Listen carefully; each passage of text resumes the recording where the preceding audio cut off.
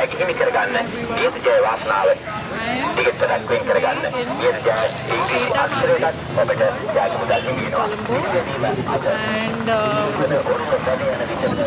it's quite decent. So I came across this new thing. It's a bus stand which takes you to different places. It's so I'm gonna go to Peenawala next, and I found a bus that takes me there. So I'll be heading tomorrow, and I'll just show you the bus. So yeah, this is the bus stand, and it takes you to not only where I want to go, but also Candy and all the spots. Alright, guys, so I'm inside the vegetable market in Peta, and honestly, I'm getting proper Indian vibes here. Sri Lanka in general has that strong South Asian feel, especially in places like this. Everything just feels very familiar. That said, the prices here are definitely on the higher side compared to India. For example, 1 kg of onions is around 200 LKR, roughly 50 rupees, which is actually more than what you usually pay for in a mandi back home. And even the spices, there isn't a huge variety that I saw here, but they're still priced quite high. So, yeah, this place was interesting to see, but not really ideal for buying anything. So, guys, if you're in Sri Lanka, you have to try their juices because this heat, it is not a joke. I'm pretty sure I lost half of my body weight just walking around. And then I saw this guy making fresh Mosambi juice, and suddenly everything made sense. Like, this isn't a drink, this is like survival at this point.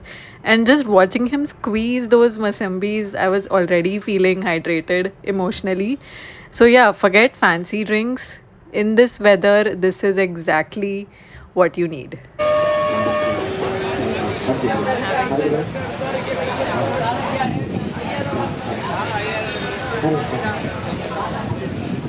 So apparently, it's very hot here, and you have to have this whatever juice they are selling.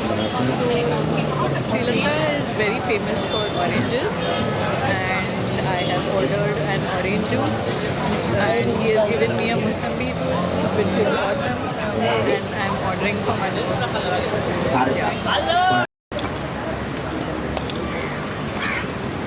So now I'm in floating market, and it's actually very beautiful.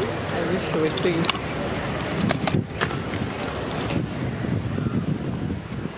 So yeah, it's very nice.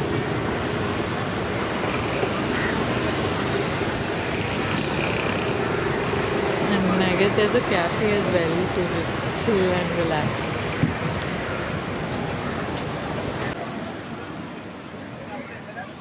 I'll just walk down the steps as I tell you guys that this is a really cool place, but it's very hot right now. But I've stepped out.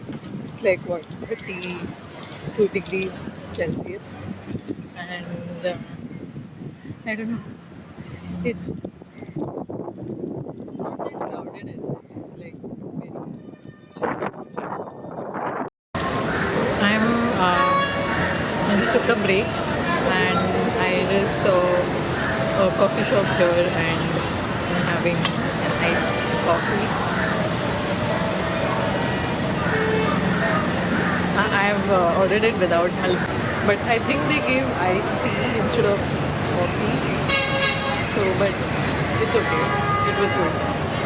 So, I think now I will be heading next to Galle Face, which is known for its scenic walks and basically like a viewpoint. Yeah, it's pretty nice.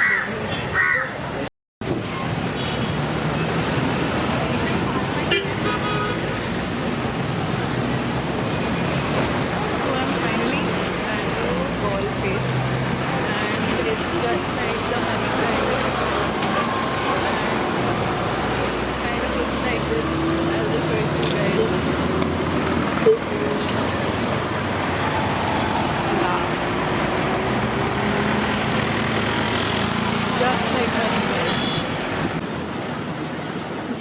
Like it's like completely like either it looks like two places that I've been to.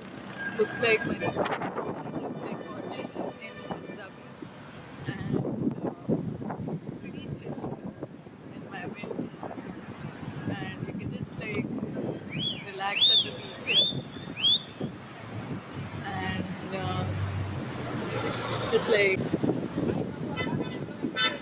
just be by yourself, keep walking. It's just so pretty this sunset. I don't know if you can see. Yeah, I think now you can see.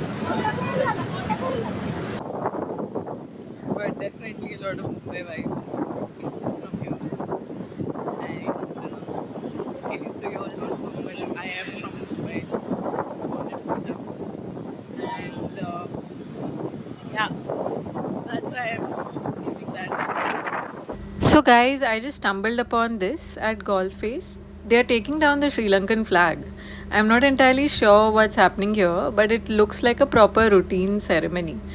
From what I understand, this is something they regularly do, lowering their national flag in a formal way. And honestly, it's quite a long ritual. It took the guards almost 15-20 minutes just to bring the flag down, but it's actually really calm and respectful to watch. I think this happens daily around sunset, which is honestly pretty cool. And then here I am. It's a beautiful place. I really like it. Definitely worth it for if you wanna go as a solo traveler, and especially as a female traveler. Um,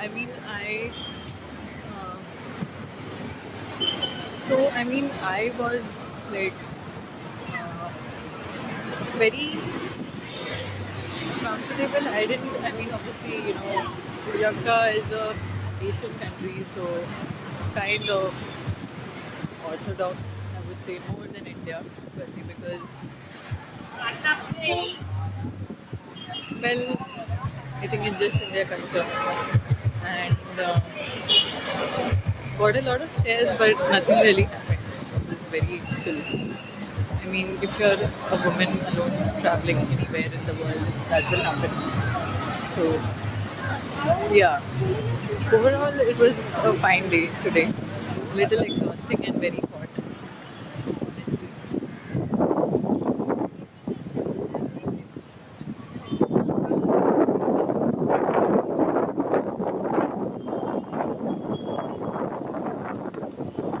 Yeah, I think that's it for today. But guys, just when I thought this day couldn't get any more unexpected, this happened. Out of nowhere, there is a guy with a snake, and not just any snake, it's a cobra and a giant ass python. At first, I'm just watching from a distance thinking, oh yeah, this is so cool from far, far away. But somehow, I ended up right in the middle of it. And this guy convinced me to put the python on my shoulders. And before I could even process what was happening, the next thing I know, there is a python on my shoulders. And honestly, I'm not going to lie, it felt really weird, like very weird. I genuinely can't describe that feeling. I was trying to stay calm on the outside, but inside I was full on questioning my life choices. It was definitely not planned, not something I expected to do here, but I guess that's what travel does. You come for the places, you leave with moments like this, completely random, slightly scary, but unforgettable. So, yeah, if you enjoyed this, feel free to like, share, and subscribe for more travel stories like this. Alright, bye. I'll see you in the next one.